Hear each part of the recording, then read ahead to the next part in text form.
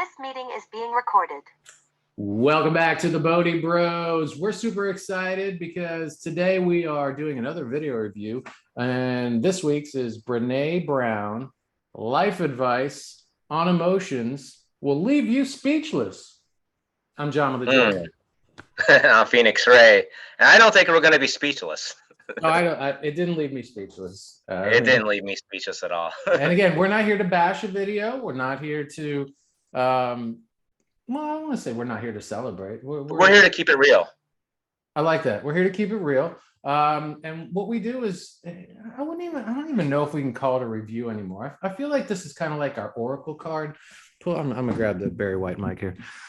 I feel like it's like we do our Oracle card stream of conscious conversations. We pull a card and then we let the card dictate the flow of where we take our little discussion. And same with this video. Like, you pulled a video out of a sea of a zillion, and we're just going to let the video take us on a little ride. Should you go and seek out this video? It's only 10 minutes. Of course. I mean, we're doing a whole show on it. So go watch the video. It's only 10 minutes of your time. Maybe it affects you in a way that it didn't affect us. And it's a gentle reminder, because they always are gentle reminders of something. And I think there's plenty of that here. But speechless, Ray, it didn't leave you speechless, though. No, man. This one was kind of a mixed bag for me. There were some things I liked, and there were some things I disagreed with. Oh, you actually disagreed with something. But I could see that way. But I could see her point of view of it. Okay. You know, I could see her point of view. It's just that some things in my experience, I experienced differently. I'm really interested to hear this, because it didn't. For example. Yes. Let's example it up. She said, we should not learn how to recognize emotion in ourselves. Well, we should have learned how to recognize emotion in ourselves and others. That's what she believed. And she says it's not possible to recognize emotion in other people.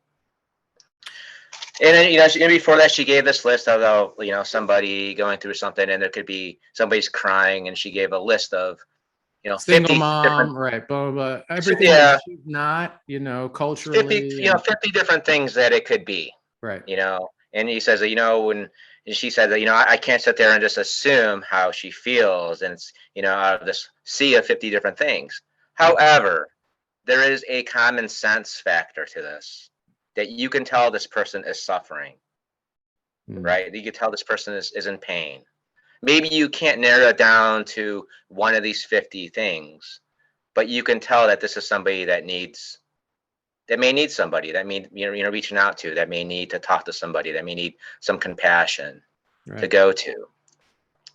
And I could feel that what she said about this, that you can't read someone's emotion, as an excuse for some people to see that as to be cold to somebody, and to maybe even be kind of selfish in your actions, and be, well, I don't know how this person reacts. I don't know. So I'm just going to do whatever I do and have this person react a certain way. Well, I don't know. I'm not supposed to be able to read someone's emotion. So I'm going to act however I want and say whatever I want. You don't feel like she gave a solution by way of simply saying, just be there for that? Yeah. person? I mean, I was going to go to that. Okay, Yeah. okay, By okay, that. okay, Yeah. okay, Yeah. okay, Yeah. okay. However, it was the reason why I'm saying this is because I went through this in a relationship. Okay. Where I was being mistreated and abused. And I was visibly upset, hurt. I'd be crying. And the person would just be like, well, I'm not a mind reader. I don't know how he feels. I don't know how you feel. So I'm just going to continue to say whatever's hurtful things to you. Now, mind you, should I maybe express my feelings differently, how I was feeling? Probably. So I could probably say, but it was hard for me at the time. Sure. It was hard for me to speak up. And when I'm depressed, when I'm hurt, sometimes this is hard to convey that to somebody who is inflicting pain upon you, that you're hurt, that I'm being hurt, especially somebody that I love is doing this to me. Right. So she would use that excuse. She would use the excuse that she doesn't know how I feel. And you use that as a thing to, like, well, then I could just say whatever I want to you. I'm not a mind reader. I don't know. So that leaves me open to say whatever I think is hurtful for you, hurtful to me. So that's why, and I could see somebody like that, somebody who's not seeing that and being like, using that as a justification. being like, well, I don't know someone's emotions. I can't read someone's emotions. So I'm going to continue to act, in a way that just serves me, in a way of that. So that's kind of what I didn't really like that. However, I do get what she's saying though, is that we shouldn't be making assumptions about how someone feels and jumping to conclusions and being like, okay, well, you know, maybe this person's angry, but really that person's not angry. So we should approach it and, approach it openly and inquisitively and see how that person is feeling. Mm-hmm. I get that, but I was just saying that the way it came across to me, I just didn't really like it. That's all. This might be the first time where we experienced a video in a wildly different perspective, because I thought it was pretty straightforward and simple. It was, I felt the message was, leave all of your stuff at the door, and here's the solution. If someone, friend, family, romantic partner, whatever, is hurting, or there's some type of emotion going on and you're concerned, or they want connection, or you want to connect with them to understand, or to be there in comfort, whatever the case may be, leave everything at the door and simply ask that person, what's going on? What is the story connected to this visible pain, suffering? Could be joy too. It doesn't always have to be something that's hard or just or in the shadow, right? And Right. and then the biggest key to it all was believe them, right? And so I think I understand where you're coming from. I feel like where you're coming from is the beginning of the video where she says, not in her words, but these are in my words, surmised, we have a crisis here. Where years ago, I don't know how many years ago, they interviewed 7,000 people, and they asked these people to give a list of emotions that they recognize in themselves when they're feeling it, like ones that you can put a name to. And the average person out of 7,000 people, folks, could only come up with 3: mad, sad, happy. Right. So what she explains in the beginning of the video is if we don't, as a society, as a world, have the vocabulary expansive enough to encapsulate the entire range of human emotions and our experiences, we have a little disconnection problem here. And I think that's what you experienced. You experienced someone that really was not, and this is we love this term, you experienced someone that wasn't very self-aware. No, not at all. And we love sprinkling that shit on everything, folks. Loving self-awareness. That's what we do at the Bodhi Bros. And thereby it presented as a very toxic and abusive relationship, because the things in her that she couldn't connect with were prevalent in you. You were the reflection. You were the mirror for her. And the things that she denied, disowned, suppressed, whatever, were raging in you. And she was terrified of that, and was doing everything she could to push it away, or to devalue or demoralize, or whatchamacallit, unvalidate your experience, gaslight you, whatever the case may be, or and hurt you, really, and attack it, make it go away because it didn't feel good for her, right? Does that make sense? Right. Yeah. She, would do that stuff and just, use me sort of as, an emotional punching bag, to work out the stuff that she had. Yeah. But, what I guess what I was saying too is that she would just say, like, she couldn't recognize that I was any kind of pain because of her actions and words. Right. And someone like that I could see watching that video and being like, see, and giving that validation.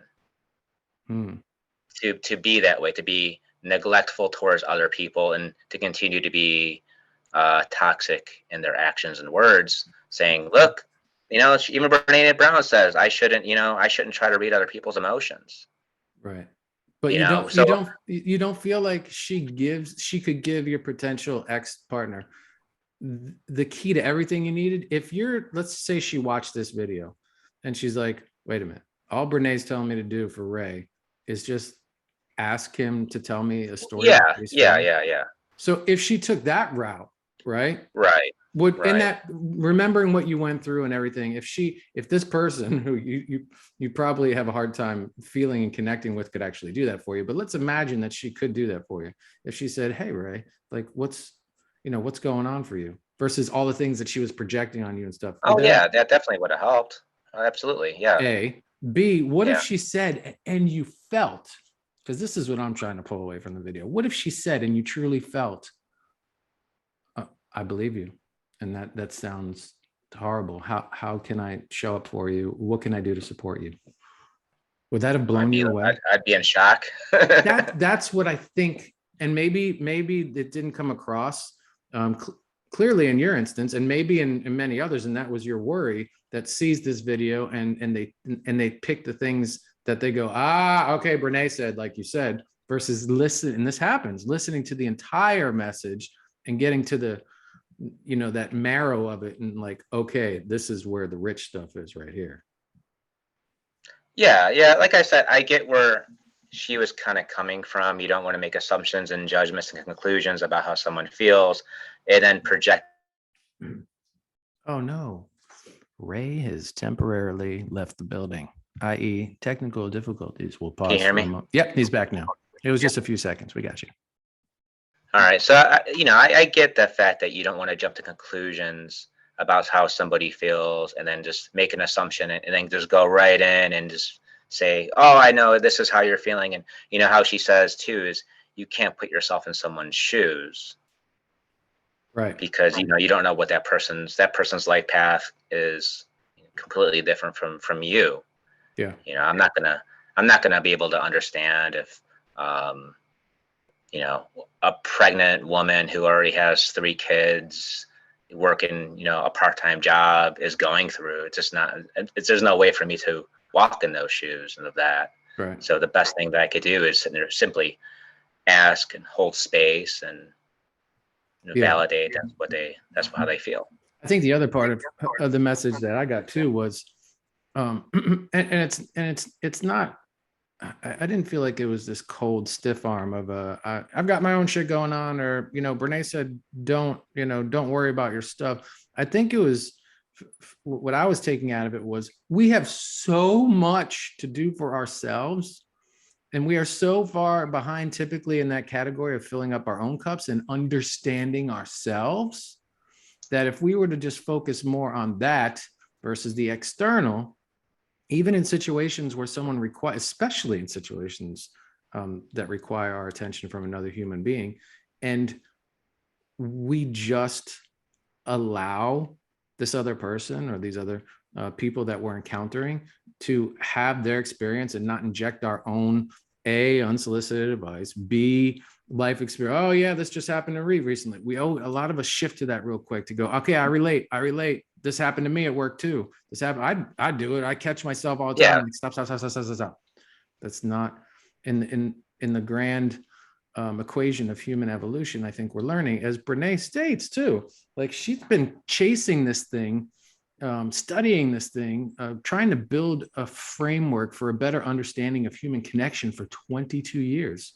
And she even admits that, I think it was a book, 2 different books that she released, or 2 different courses, whatever it may be. I think it's a book. Like, when I released this, I was like, I finally got it. I was wrong. She goes, and then years later, I released this called blah, blah, blah, blah, blah, whatever it was. And she goes, and I knew that was the answer, and it was not. And here she is, maybe 3rd time's a charm, right? She's like, now I think we've got it. And 3 years from now, she might be like, we were close. We were missing a few things, right? We watched the Bodhi Bros podcast, and we listened to Phoenix Ray, and we realized we were missing one other thing, right? Well, the one thing too, he says about, like, why do we feel we need to, like, step and walk in other people's shoes? I think she was approaching it. I think maybe she was initially approaching it too literal. To me, walking in someone's shoes, it just means you take the consideration of other people. You consider other people's well-being and lives with your own actions. Like, example, like if you're doing something and you're inviting somebody, like, hey, let's go I don't know, something with money. Let's say something, let's go to this, let's plan this like awesome night out, and it's going to be, $500 a person or something expensive.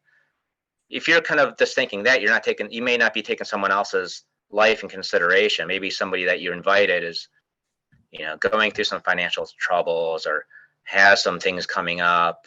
Right. And I think that's what it means by putting yourself in someone's shoes, is just take other people's into consideration when you do with your actions and your words. I don't think it meant, and I don't think it ever really meant literal, like Right. literally walk in their shoes and you have to be able to relate to every experience that they have, because that's kind of impossible anyways. Yeah, we have to be careful with our words and semantics and stuff, because they do affect us all in different ways at different times and in different contexts. And I kept hearing that some folks in the spiritual community, teachers, students, etc., have been using that phrase to truly love someone is to take all of them as a part of you. And as we were talking about the walking in other people's shoes, that's what I kept hearing. And maybe that was the intention that she had behind, or maybe the intention that we should consider as, watching this video or any discussions of the like, that, and that's where the dots were connecting for me as I'm watching this. I'm like, okay, I really resonated with the believe part. And if we believe someone's story genuinely, right? Ray, you share something with me and I'm like, I believe that. I feel that. Mm-hmm. And you both feel and believe that I do believe and feel that. We have a connection because you're like, right. he sees me, right? And I think that's love. I think, well, that's part of love, right? I've taken everything that you've given me and I've put it into my heart, and I'm now believing, feeling it. And I think this is where we have the opportunity to walk in someone else's shoes, because you've taken me on a walk with your very intimate story. You've been vulnerable, you've been authentic, and you've impressed upon me a part of you that I can now feel, because I came to the table genuinely open, without any intention or agenda to change your pain, to make you feel better, and it doesn't have to be pain, remember, it could be joy. Alter your experience, inject my own past experiences into your equation, and like, oh yeah, we're brothers because I've gone through this too. Now, if you ask me, hey, has anything like this ever happened to you? Then that's my wide open door, the French doors to my library of experiences. But I think that's why maybe it wasn't so much the video for me, but like maybe past teachings and everything, maybe that I'm presently going through, where it breathed this sense of hope and clarity into my being, that, man, as humans, we might be getting closer to something if we can understand the simplicity of what the message is here. And I think I'm going to say it again and again. Ask. I mean, there's no book needed here. It's just a few sentences. Ask those that you love, that are trying to connect with you, that need you, that are reaching out, to tell their story, and then believe them. And if you don't believe them, that's up to you too. And right. I don't think you'll. I think believe means you believe that's their reality for them, and you acknowledge that's their reality, because you don't want to be like, you don't want to be like, yeah, but that was, inject your own point of view, use an agenda. But you do recognize that's their reality, and that's how they really feel, and that's genuine for them. It may not be genuine for you. For example, you may go to a dinner party with somebody, and you may come back, and at the end of the party, you might be like, wow, wasn't that a good evening? Well, that was a good time. And the other person who went through the same dinner party with you, went through the same experiences, could be like, oh my God, I'm so glad that's over, and be in tears and just be like, they were so rude. I couldn't believe that, and how fake they were. And you just went to the same party together. Now, but you have to believe that's their reality of what they're saying, and acknowledge that, and not try to be like, well, hey, you know what? For me, I thought everything was fine. There, you can't do that. You have to be open, and you have to allow them to have that and to be seen, to be heard, and to be loved. Yeah. And sometimes that could be, sometimes that's a challenge. Very Because much so. sometimes you may think that, like, you may go through that and be like, man, those people weren't like laughing at you. You may actually know that to be true, but you have to recognize too that person may be carrying different trauma than you. Absolutely. So they're experiencing that reality through that portal of their trauma of maybe feeling worthless or feeling vulnerable, which you're not. And because maybe you're more comfortable with those people, maybe you've known those people your whole life, right? And that other person doesn't, and you would be like, yeah, I know they're not mean people. I know they didn't mean whatever how that is, but I can't say that because that's going to be invalidating to that person, and I just have to hold space for that. And sometimes that's a challenge for us is to believe that, is to sit there and not want to say something like, no, you're wrong, that they were fine, they didn't mean to anything by that. And even if we know we come from similar trauma as this person because we have history with this person, whatever, that's the key word, because we're talking about words, right? Similar does not mean same, right? And where is that person on their path of their healing journey, as opposed to where you are in regard to this particular trauma in which this present situation is being viewed out of a lens. Like, you might be a little further along on your path and your healing than them and have a little more understanding or patience or whatever, AB through Z squared, right? So I think there's that. I also think there's a very important part that comes up in this video that helps us to comprehend maybe why we are where we're at, and maybe why you and countless others have experienced things in relationships that didn't feel good and that were not good.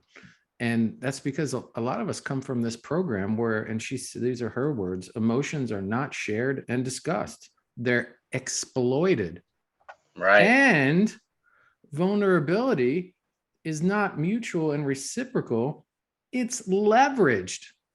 Mm-hmm. And she talks about control, which this is, a manipulation, right? Versus true connection.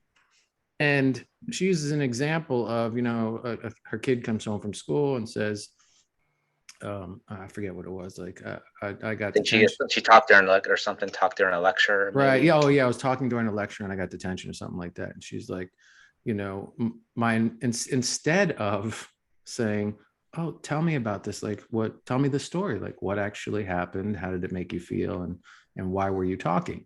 Versus, boom, control the situation. I want you to go to your room, write an email to that teacher apologizing right now. Whoa, those are two wildly different human experiences, especially for a child, right? Right. You've instantly ripped the carpet out from your child, disempowered them. You don't believe the trust is getting so much trauma happened in that one exchange versus how it could have fluidly and lovingly went with that first presentation that she offered. Right. Yeah. Now she may have said, hey, after that discussion, it might be a good time now to go to your room and compose an email to your teacher. And that still might have been the end result of what happened after. But the way you got there was different. Way different. Wildly different. So I don't know. I think it comes down to creating a safe space to be vulnerable with yourself, and that way to allow other people. That's really what it is. Because when you're not coming with an agenda or trying to control, that person feels, okay, this person's not pushing against me. This person's not trying to convince me. This person isn't interjecting with their own seemingly relatable experiences, which may or may not be. Right. And you feel that safe to be yourself and to open up and allow all that stuff to kind of come out and flow and be seen. And that brings that shared loving awareness, because not only you're bringing loving awareness by feeling safe and letting it come out, you feel that loving, safe awareness from someone else too. So it's getting double teamed on both ends. Yeah. All that stuff. So I'm so guilty, especially in my previous relationship, my latest one. Had a very courageous partner that was very bold in sharing her emotions and being raw and authentic. And she felt at times safe enough with me to do that. And I failed her miserably in those experiences because her emotions were so strong, so terrifying to me, because I wasn't at a comfortable place in myself to deal with them, that I tried to change her. I tried to make her feel better and bounce out of her, and just totally invalidated her experience, get all this stuff. I thought I was helping because she was Yeah. going through so much pain, right? But naturally in those moments, it was so intense that I was like, whoa, whoa, whoa, whoa, whoa. You see what I'm doing too? Whoa, whoa, whoa, whoa. I'm pushing, for those of you listening and not watching, I'm pushing away from the mic, from the camera right now. That's what I was doing to her by slowing her down, because I was uncomfortable. All I needed to do in those instances, and this is hindsight, right, in the rearview mirror, Ray. Yeah. And I'll send, and I do often, I'll send her messages and stuff like, hey, I wasn't there for you, or hey, I wish I could have been there better. I've learned now. Thank you for being patient and always trying to show and express to me what you needed. And I'm sorry in those moments that I didn't know how.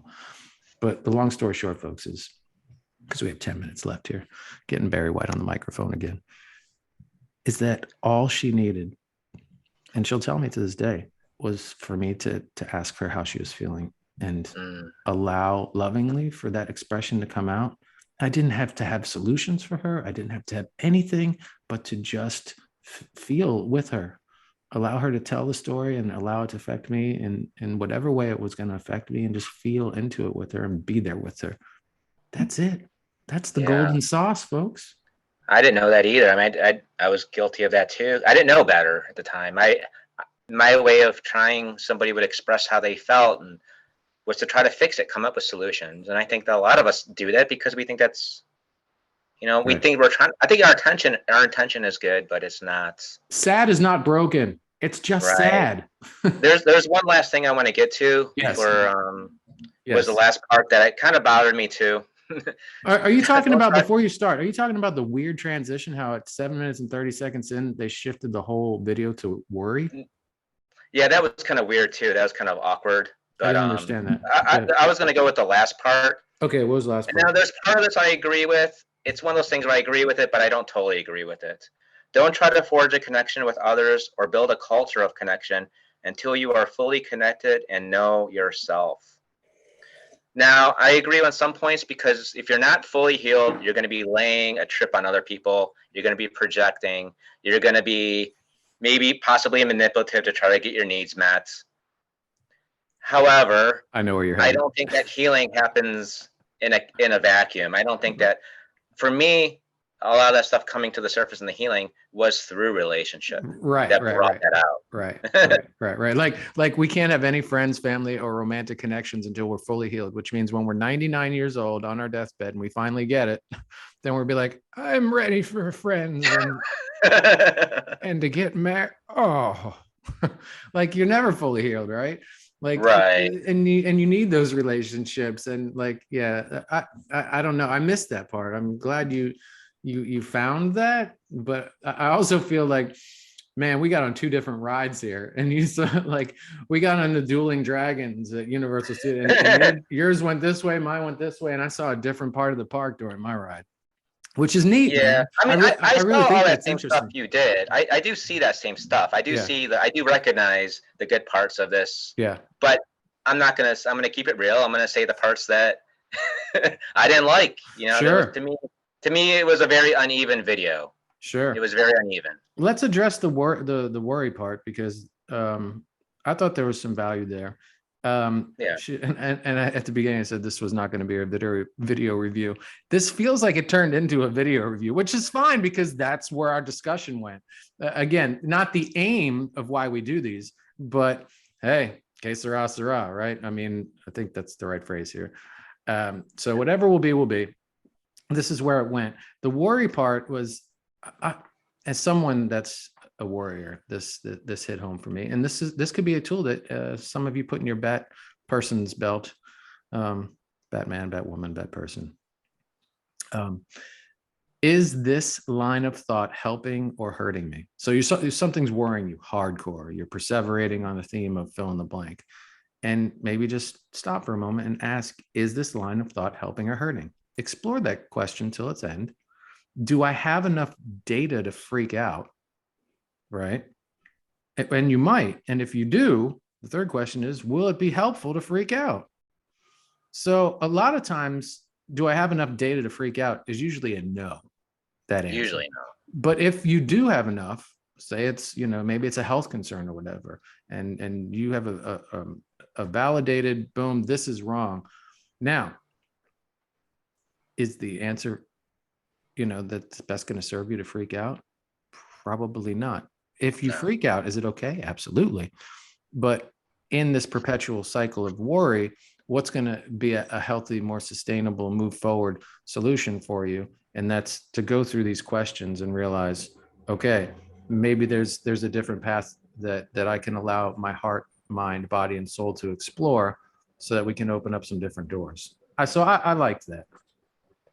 Yeah, I mean, you want to look at the information, because most of the things that we worry about, 99% of them don't actually happen. Yeah. But that's easier said than done a lot of times, because our minds will always go to the worst case scenario, because in a way to try to protect ourselves. It's the ego. You got to recognize this is the function of the ego trying to protect you and saying, well, this could happen. This, you could get fired from your job if this happens, or you could, suffer some sort of financial setback if this goes wrong this way. And yeah, it could happen. Maybe, you got to really look at it objectively and see, like, what's the possibility, what's the probability of that really happening, and have faith in yourself too. Maybe you can kind of look back at some of your past experiences and say, like, yeah, you know what, I was worried about all this other stuff, and all that other stuff turned out to be fine. I made it. And, like she says, is freaking out going to help you? Well, freaking out never helps you. Even if there's a slight chance for a worst case scenario to happen, it's a lot less likely to happen if you're calm, cool, and collected and under control. Sure. And what kind of seeds can we plant into the 5D portion of this equation that might blossom and bear fruits and flowers in the 3D? Should we put our energy into that? So instead, allow yourself to go through the worry, allow yourself to go through the fear, the pain, and all of that. But then ask yourself, what other seeds can I plant that may come back and provide me with a different experience that might be a lot more pleasant, healing, loving, et cetera, et cetera. Now we got about 3 minutes left. And the only thing left I had on my list, Ray, was she closed the worry part with saying, we will do almost anything not to feel pain, including causing other people pain. And, we talked about that with our previous relationships, big time. And again, 1,000, a million, a zillion apologies to all of my previous partners, friends, family, and others that I was unable to show up for you in those in the best possible way. To help you and to be loving in those moments. We are all learning together, and I hope we continue to do so. And she says it's so much easier to hurt. This is so true, than to feel. And there's that word, feel hurt, whether it's physical or emotional pain, spiritual pain. Allowing yourself to feel the hurt. It's tough. There's so much treasure buried in that pain. There is a gift waiting for you at the end of that darkness. If you explore that tunnel and just keep asking and connecting with that pain in yourself and in turn in others. But we can only truly do it for others, with others, in others, if, like she said, we're able to be self-aware enough to allow ourselves to do that for ourselves. Now, you don't have to be at the end of the rainbow of complete healing and nonsensical paradigm of complete enlightened human being. Because I just want to say one last thing. Yes, please. One last thing before we close. I thought the whole best part of this video was what she says: we cannot be more connected to other people than we are to ourselves. There we go. And that's something to always remember and take it with us into any kind of relationship. Let's go out on that. I love that. All right. So from our hearts to yours, get out there, get under the sun, get under a pyramid, can you get under a pyramid? Lean up against the side of a pyramid. yeah. Raise it up. Get under the one you love or ones you love, whatever your situation may be. And we love you. Thanks for coming out. Thanks for being a Bodhi Bros supporter. And leave us a comment, follow the links down below, and have some fun. And Ray, I look forward to seeing you next week, man. It's always Absolutely. I always look forward to this. yeah, man. And when we're done, man, I'll give you a shout on the phone so we can recap. Love you, Phoenix Ray. Love you guys. Love you too, man. Love everyone. Thank you. We're out. Where's that button? There's that magical button in 3, 2, fun. Bye, Barry White style.